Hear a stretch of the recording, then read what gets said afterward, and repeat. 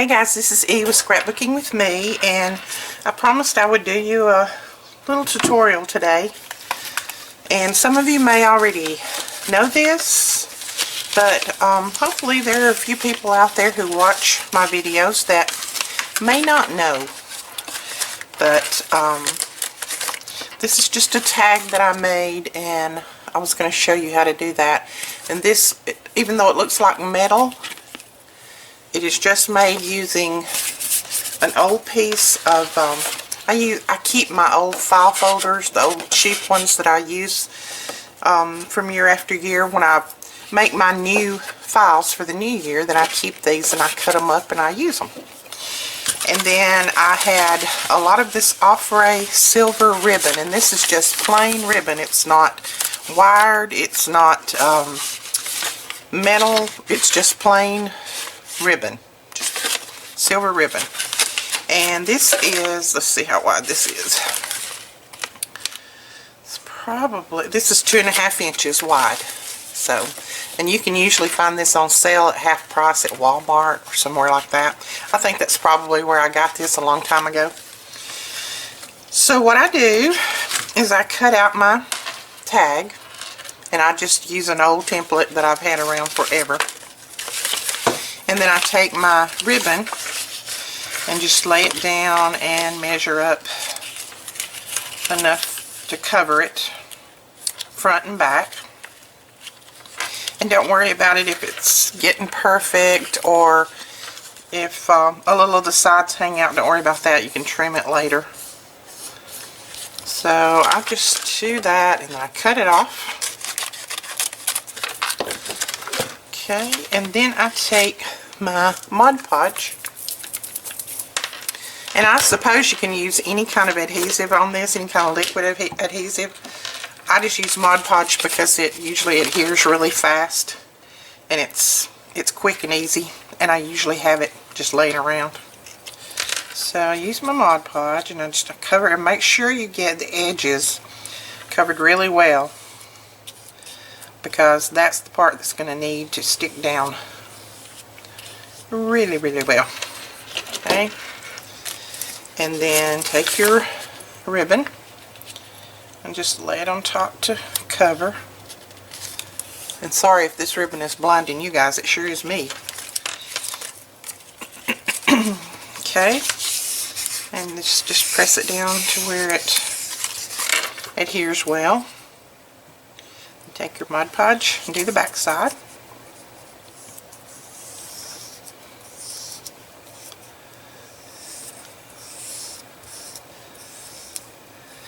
I never throw away any of my little pieces of chipboard, even no matter how thin they are, or you know, even boxes, whatever, cereal boxes.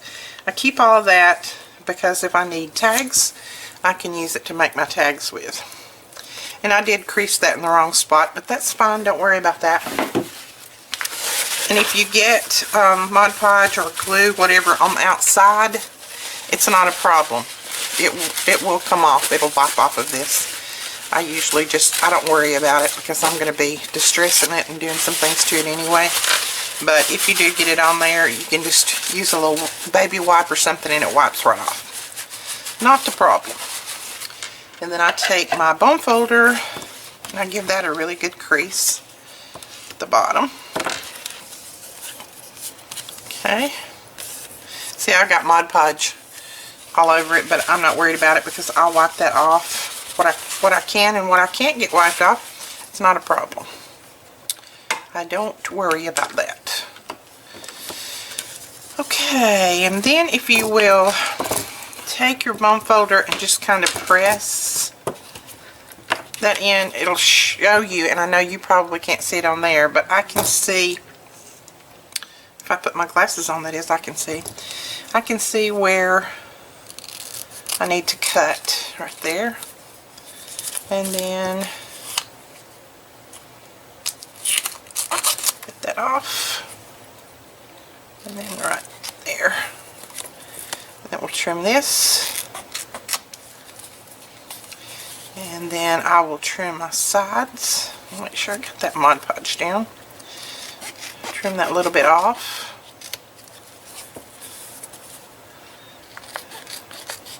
Trim that little bit off, okay? Now there you can see where my Mod Podge is on there, but that's not a problem. If I had a baby wipe right here, which I don't, but if I had one, you can see it'll wipe right off of this slick ribbon. There we go. Okay, and then I take, and you can use any embossing folder you want. I take this one that's got the writing on it, and I put it right in the middle so that it'll get embossed all over, not just, you know, I don't want to put it all the way up the top because it's going to leave a section. I put it where the embossing starts. Put it down, and I'm not going to pull my Big Shot over here, but I put it in my Big Shot. So all I'm doing is putting it in my Big Shot, and then roll that through, and I put it through forward. And you don't have to put it through backwards. I usually do it one time, but if you want to, you can do it twice to get a better impression. It doesn't matter. Okay. And then you come up with something that looks like this. And see, I missed a little bit right there, but that's okay. I'm going to put my ribbon up there. Okay. Now, if you want to distress it like I distressed this one, so I just take my StazOn ink pad, and you do and I did my lettering upside down too, but oh well, I did it right side up in the other one. I just take my StazOn ink pad and I just go over it lightly.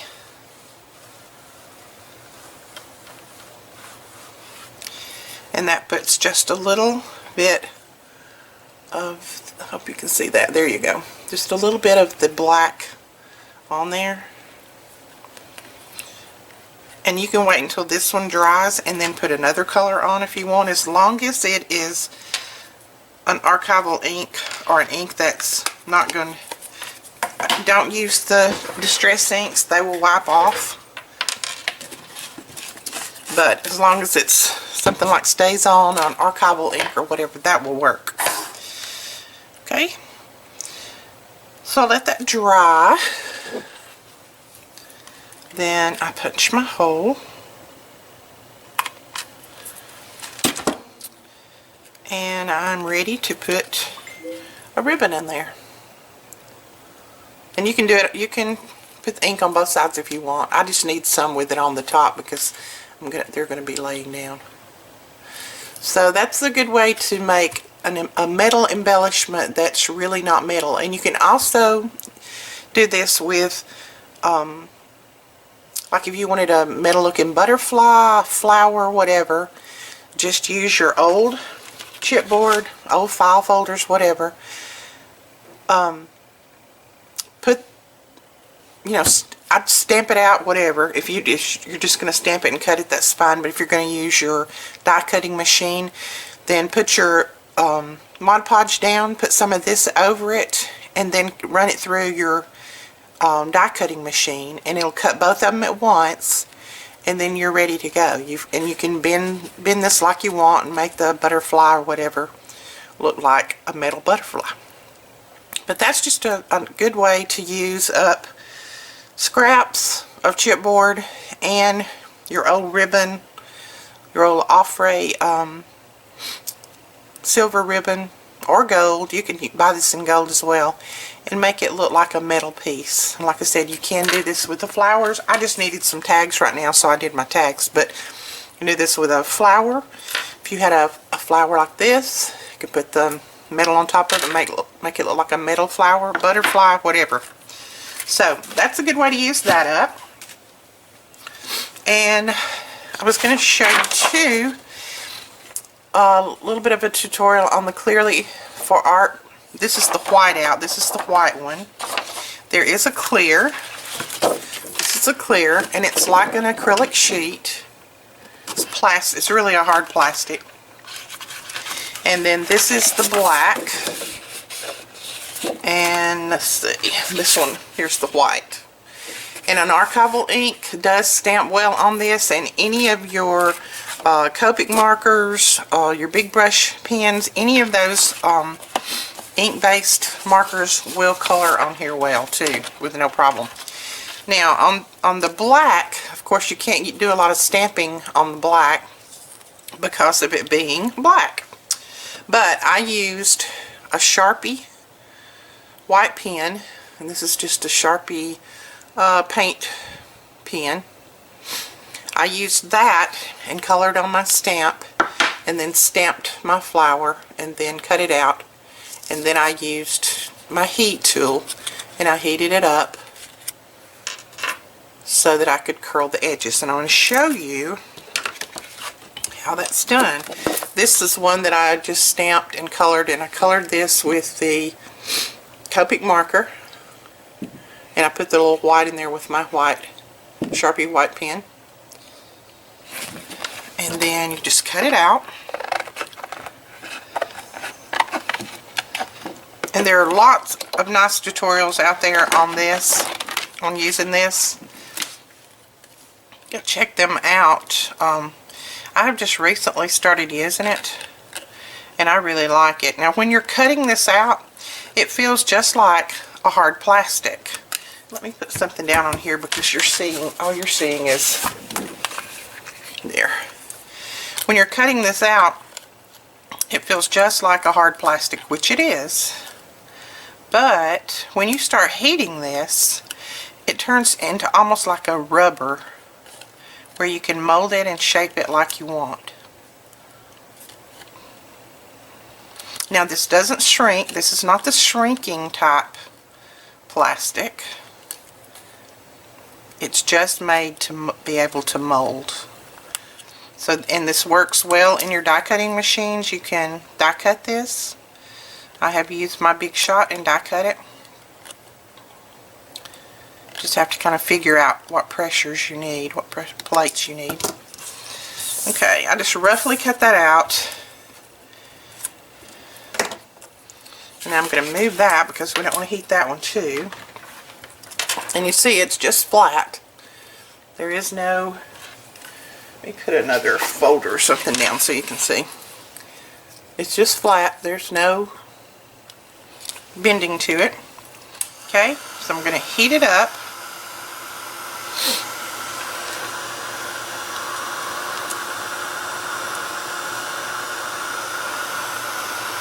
And you see it start to curl.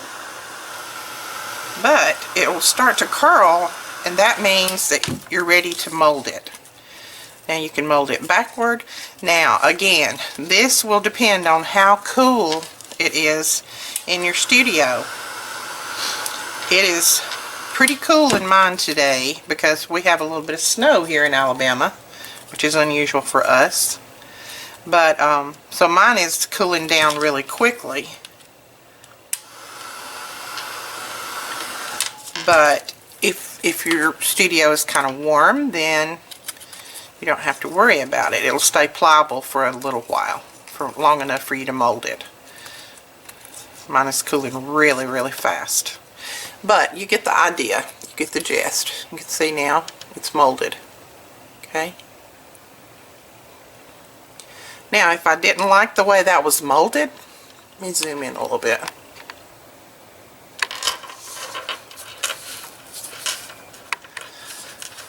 If I didn't like the way I had shaped that, then all you have to do is hold your heat tool right over the top. See if I can get it. There we go. And it flattens right back out. See? It's flat again. So all of my molding is gone. Most all of it. I had to hold it to where you could see it, but let's put this on here so it won't blow away. You see? There we go. It flattens right back out like it was in the beginning. As long as you let it cool that way, it'll stay that way. If you touch it while it's warm to mold, then you're going to be able to mold it again. That's how I did this one. I molded it. while it was warm. But if I wanted this flat again, all I would have to do, it's hard to hold this heat tool where you can see what's going on here. I would just flatten it back out. Okay. Let it cool before you pick it up, and it is flat again. So this is a really good molding tool. Now mine is roughly colored. I just quickly did that. But if I put another coat on top of this, you could color it in really well. You can stamp on it. You can do lots of different things with it. But just keep in mind that when you're molding, you want to heat it until you see it become kind of pliable. And you'll know when it does, because it'll start kind of moving. You can see it moving. And if if you don't want to put your hands in there on it, if you'd rather not touch it, which, it usually doesn't get that hot to me, but now I have asbestos fingers, so then you can use your tools, whatever, and just hold it any way you want it.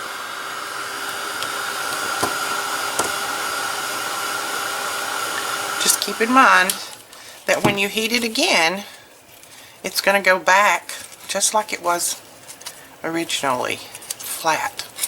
Now see, I've really molded that one up.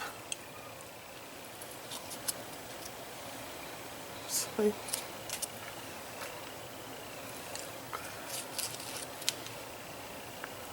So that one is really shaped. Now see, it's hardened again, so I can't really shape it anymore. But if I wanted to shape it more, I could heat it again and reshape it. But when you heat it again, it's going to go back flat unless you start molding again as soon as you start heating it. And this, like I said, this doesn't really get hot. It's just the heat tool that wants to kind of burn your fingers. But there we go. Back out flat again. Okay. While it feels rubbery, just start molding. And it does feel almost just like rubber when it heats. And then you're able to mold it. So that is a little quick tutorial. Hope that helped. I'm not a professional on this. Like I said, I just started playing with it. But I really like it. I can think of lots of things that I can use this for. I want to get some gold ink, archival ink, and silver, and do some stamping on there. Sorry about that. I was a little bit out of frame, wasn't I? I'm sorry. But you can see, if you want to make it look like a really pretty glass flower, that's a good way to do it. So there you go. Hope that helps somebody. Hope you liked it. Let me know if you did. Let me know in the comments if you want to see any more tutorials. I'm not great at them, but I will be glad to show you what I know. There we go. Back out. There we go. Okay. And as always, you guys have a great day. I'll talk to you later, and I'll see you tomorrow. Give me a thumbs up and subscribe, and please leave me a comment below. I'd love to read your comments, and I will try to answer and respond to them just as fast as I possibly can. Talk to you guys later. If you have any questions, leave them below. Thanks. Bye.